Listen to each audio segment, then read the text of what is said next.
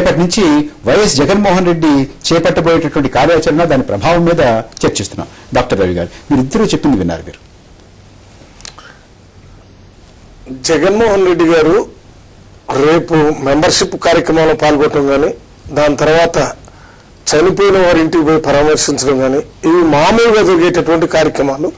వీటిలో ఎక్కువగా ఆలోచన కాంగ్రెస్ పార్టీ కంటే ఎక్కువగా టీడీపీకి సంబంధించిన కోడెల శివప్రసాద్ గారు, అనలిస్ట్ గారు దాన్ని చాలా పెద్ద స్థాయిలో చూపిస్తున్నారు. నా ఉద్దేశంలో జాతీయ పార్టీ కాంగ్రెస్ పార్టీ, ఇక్కడ ఉన్నటువంటి కాంగ్రెస్ పార్టీ కానీ, అంటే ఆంధ్రప్రదేశ్ ప్రదేశ్ కాంగ్రెస్ పార్టీ కానీ, లేక ఏఐసిసి కానీ తప్పనిసరిగా దీన్ని సరిచేసుకొని పోగలిగినటువంటి శక్తి ఉంది.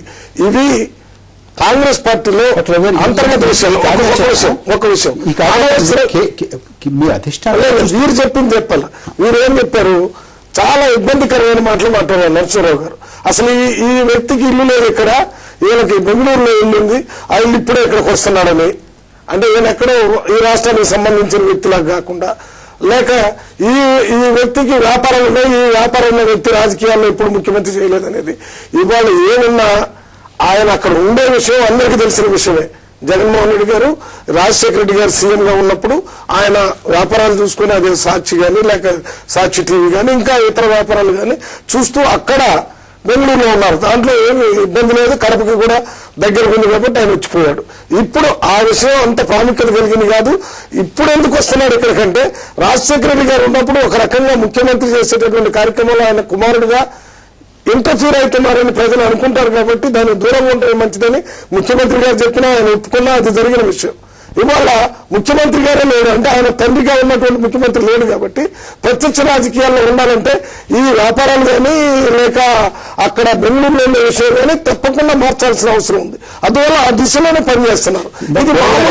ఇది మామూలుగా కూడలి గారు ఏమన్నారంటే, ఇప్పటికే ఉన్నటువంటి ముఖ్యమంత్రి పరిస్థితి అనిశ్చితిలో ఉంది, ఈయన ఈ కార్యక్రమం మొదలు పెడితే అది మరింత నేను ఒక విషయం అందుకే చెప్తున్నాను, మా పార్టీ అంతర్గత విషయాల్లో మేము ఏం చేయాలనేది కూడా కోడెల శివప్రసాద్ గారు చెప్తే చెప్పారు కదా.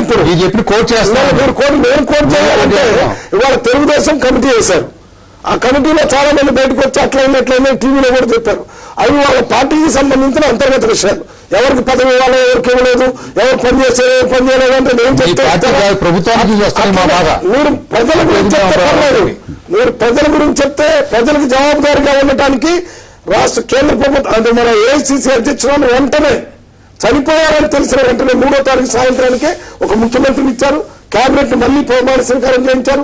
ఇవాళ ఉన్నటువంటి ముఖ్యమంత్రి సమర్థవంతంగా పనిచేస్తున్నారని అందరూ కేబినెట్ మేము అందరం చెప్తూనే ఉన్నారు. ఆయన ఉన్నటువంటి వ్యక్తి అందరూ మంత్రులు పనిచేస్తున్నారు. ప్రజాభిప్రాయాలు కూడా హైకమాండ్ చెప్పుకున్నాం. మాకు హైకమాండ్ జాతీయ పార్టీ కాబట్టి ఢిల్లీలో ఏఐసిసి ఉంటుంది. హైకమాండ్ అంటే నరసింహరావు గారు చెప్తున్నాను, ఏఐసిసి అధ్యక్షురాలు సిడబ్ల్యూసి. హైకమాండ్ సోనియా గాంధీ చెప్పినట్టు వింటామని మేము ఎందుకు చెప్తున్నామంటే, సోనియా గాంధీ గారు చెప్పి సిడబ్ల్యూసితో మాట్లాడొచ్చు, సిడబ్ల్యూసితో మాట్లాడి మాకు చెప్పొచ్చు. ఏది చెప్పినా హైకమాండ్ ఒక చీఫ్ మినిస్టర్ ఏదైనా చేసి కేబినెట్ తోని రాటిఫికేషన్ తీసుకోవచ్చు, లేక కేబినెట్ తో మాట్లాడి చెప్పొచ్చు. అదే రకంగా పార్టీలో అత్యున్నతమైన స్థానం ఏంటి, ఏఐసిసి అధ్యక్షుడు సోనియా గాంధీ. దాన్ని హైకమాండ్ అంటున్నాం, అందరం ఒప్పుకుంటున్నాం. ప్రతి మంత్రి, అందరూ ఎమ్మెల్యేలు, ఎంపీలు మామూలుగా, కానీ అంతర్గతంగా ప్రజాభిప్రాయాన్ని జగన్ ముఖ్యమంత్రి కావాలని అడుగుతున్నారు. ఎందుకు అడుగుతున్నారు, దాని మీద ఒక క్లియర్ ఇండికేషన్ తర్వాత హైకమాండ్ ఇస్తారు. ఇచ్చిన తర్వాత కట్టుబడి ఉంటాం. అది మా అంతర్గతంగా కాంగ్రెస్ పార్టీలో జరిగేటటువంటి చర్చ. వీటన్నిటితో పాటు ప్రభుత్వం ప్రజలకు అందుబాటులో ఇస్తూ మేము కాంగ్రెస్ పార్టీ మమ్మల్ని మేము సరిదిద్దుకొని సక్రమంగా పోయే అవకాశం 100కి 100 ఉంది. జగన్, శ్రీనివాస్ గారు, పిఎంఆర్ రేసే గారు, మేమందరం ఒకటే. మీరు ఎవరైనా బయట నుంచి మేము కొట్టుకోవాలనో తిట్టుకోవాలనో లేకపోతే కుక్కలు చింపుని కావాలని మీరు కోరుకుంటే జరిగే విషయం కాదు, జరగదు. కోడెల గారు, వాళ్ళకి ఒకటి గమనించాలండి, మేము ఏమి మాత్రం మేము చెప్పట్లేదండి. ఎందుకంటే కాంగ్రెస్ పార్టీ ఈ రోజు జరుగుతున్న యాక్టివిటీస్ వాళ్ళ అంతర్గత వ్యవహారం. కానీ అంతర్గత వ్యవహారం ప్రభుత్వం మీద పడి, ప్రభుత్వ పనితీరు ప్రజల మీద పడి రాష్ట్రం అంతా అతలాకుతలం అవుతుందనేది మా బాధ. నరసింహరావు గారు చెప్పినట్టుగా 150 మంది 150 మంది ఎమ్మెల్యేస్ లో మాకు ఎవరు ముఖ్యమంత్రి అయ్యేవాడు లేరు, జగన్ గారు అని సంతకాలు పెట్టామంటే పెట్టిన వాళ్ళు చాలా మంది అన్నారు మా అమ్మని చేత బలవంతాన్ని సంతకాలు పెట్టించారు అని. డెడ్ బాడీ పక్కన ఉండగానే పక్కన ఊరు తీసుకెళ్లి బలవంతాన్ని సంతకాలు పెట్టించారని కాంగ్రెస్ ఎమ్మెల్యేలు అన్నారు. దాన్ని ఏమంటారు మీరు? అంటే మీరు చేసిన మోసం కాదు వాళ్ళని. కానీ తర్వాత కాంగ్రెస్ పార్టీ మీరు అన్నారండి, తెలుగుదేశం పార్టీ జగన్ ముఖ్యమంత్రి కాకుండా అడ్డపడుతుంది. మాకేం అవసరం అండి? జగన్ గారు రోసీ అవుతాడు, రోసీ కాదు ఇంకొక అది మీరు గమనించాలి.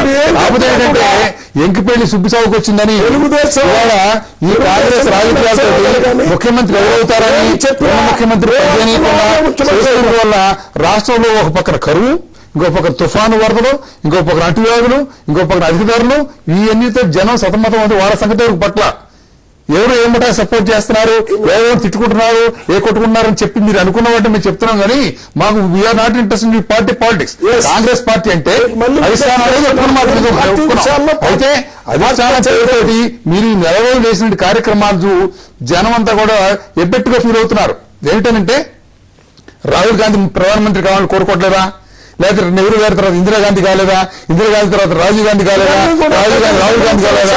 రాజశేఖర్ కొడుకు నేను కావాలి అని మీరు మాట్లాడుతుంటే అదే వాళ్ళ కళలో ఇచ్చినట్టుగా ఉండాలి హైకమాండ్ లో. అందుకని వాళ్ళతో మాట్లాడుతున్నారు. వీళ్ళు అవసరమైతే రాజశేఖర రెడ్డి కుటుంబం ధిక్కారంలోకి పోయేటట్టున్నారు హైకమాండ్ కాదని అనే ఒక వాళ్ళకి అనుమానం వచ్చే ఇవన్నీ చేస్తున్నారు జనంతో అనుకుంటున్నారు. ఏమనేది ఏంటి? రాజకీయ కావచ్చు. వాళ్ళు ఏమంటున్నారు? రాజీవ్ గాంధీ చెప్పేదేంటి సార్? పూర్తిగానండి. ఇప్పుడు వాళ్ళు హైకమాండ్ ఏమంటున్నారు? రాజీవ్ గాంధీ అనుభవం సంపాదించుకున్న తర్వాత మాత్రమే ప్రధానమంత్రి పోయాడు. రాహుల్ గాంధీ వాళ్ళ ప్రధాన కార్యదర్శిగా దేశంలో తిరుగుతున్నాడు. దాని తర్వాత అతనికి వచ్చే అవకాశం వస్తుంది.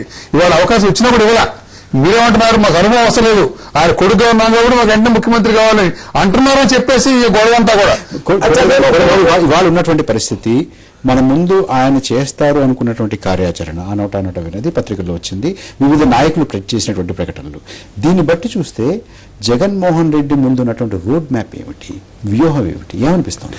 వాళ్ళు మేము భావించేది ఏమిటంటే ఒక రాజకీయ పరిశీలకుడు భావించేది ఏంటంటే తప్పకుండా ఇస్తారని ముందుకు ఇచ్చారండి.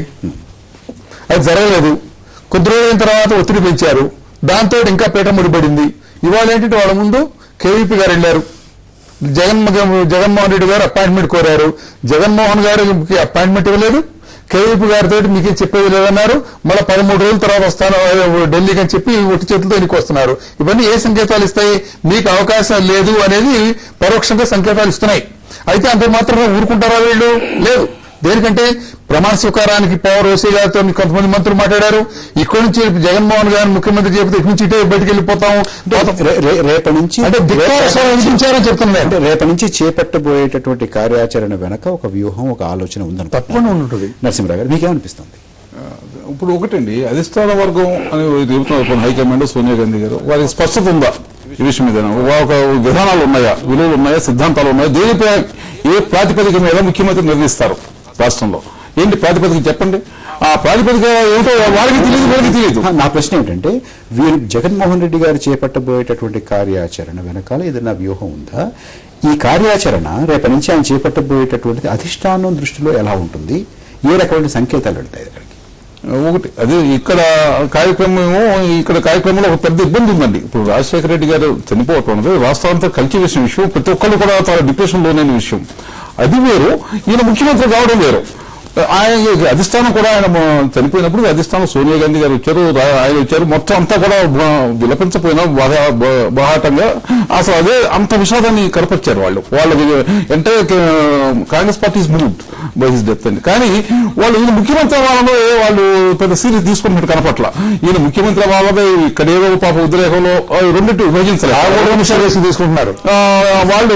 కాంగ్రెస్ పార్టీ అధిష్టానం ఏది సీరియస్ తీసుకోవట్లేదు. ముఖ్యమంత్రి కావాలని ఏదో పాపం మొట్టమొదటి అరుస్తున్నారు. తర్వాత ఎమ్మెల్యేలు కూడా సీరియస్ గా లేరు. ఈ కార్యాచరణ ఏమైనా అది ఆలోచన మార్చే అవకాశం ఉంది? కార్యాచరణ పెద్ద కార్యాచరణ కూడా వీళ్ళకి రోడ్ మ్యాప్ లేదండి. అసలు రోడ్డు ఏం చేయాలన్నది వీళ్ళకి కూడా రోడ్ మ్యాప్ కూడా కనపట్టలేదు. రోడ్ మ్యాప్ కూడా అసలు కన్ఫ్యూజన్ గా ఉన్నారని నాకు అర్థమవుతుంది. ఇప్పుడు రాజకీయాల కార్యాచరణ అంటే అది ఒక లాంగ్ టర్మ్ ప్రోగ్రామ్ అయి ఉండాలి. అంతే తప్ప ఒక తాత్కాలికంగా 2-3 నెలలు అటు ఇటు తిరిగి వచ్చినట్టు మాత్రం కార్యాచరణ కాదు. అది షార్ట్ కట్స్ లేవు రాజకీయాల్లో. షార్ట్ కట్స్ లేవన్న విషయం గుర్తించాలి. ఇక్కడ చిన్న విరామం తీసుకోవాలి మనం. విరామం తర్వాత మన చర్చను కొనసాగించుకుందాం.